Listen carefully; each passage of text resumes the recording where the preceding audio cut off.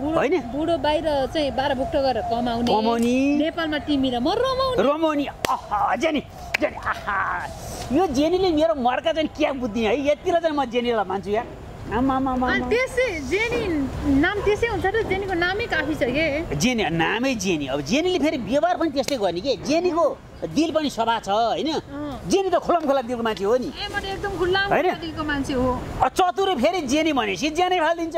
त्यही त नि किनकि जेनीको बुढाको पैसा खान पाएको छ बल्किया छ जेनीको जेनीलाई त मैले त सुनको अन्डा पानी कुखुरो सम्झेको छु त फेरि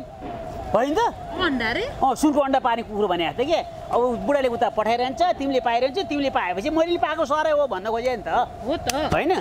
अनि जेनी अब तिमी र म चाहिँ नि बुढो नाउँदै एकदम बिन्दास गर्ने बुढा आएको चाहिँ नि 6 महिना वर्ष दिन चाहिँ नि म यसो हराख त गरौँ न त्यसपछि फेरि बुढो जान्छ अनि हाम्रो चलिहाल्छ होइन त बुढो हुँदाखेरि चाहिँ यस्तो तिमी र म यस्तो हुँदैन है त्यो सेब्रेट गरे पनि सेब्रेट चाहिँ गर्नुपर्छ नि सेब्रेट केही पनि हुँदैन बुढो हुन्छ नि तिमीलाई म भेट्दैन हो अनि यो चतुर्य दिलले मान्छ तिमीलाई सबैबाट ब्लक अनि बुढो गएपछि सबैबाट ओन हुन्छ ल त्यो पनि मैले स्वीकारेँ त्यो पनि मलाई चित्त बुझ्यो ल तिम्रो म हर शर्त मान्न त हेर्छु ल त्यति भयो भएन शर्त मात्रै मान्ने होइन म त्यति तिमीलाई बाइक किनेपछि मैले जे भने त्यही मान्नुपर्छ तिमीले यति बेला ब्याग लिएर यो ठाउँ आउने भने चाहिँ म ठ्याक्क ठाउँमा त्यहाँ आइपुग्नु पर्यो होइन त अनि तिमीलाई कहाँ लान पर्ने त्यहाँ लगेर छोडिदिने अनि फेरि म दिउँसो जाँदा गएँ बेलुका 3 लिन जाने गर्नु पर्यो होइन त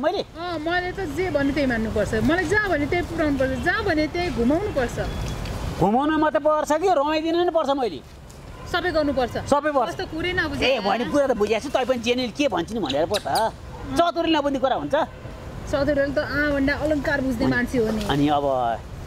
त्यो पैसा खोइ भने चाहिँ तिमीले चाहिँ सबै ब्याजमा लगाएको छु भने नि फेरि है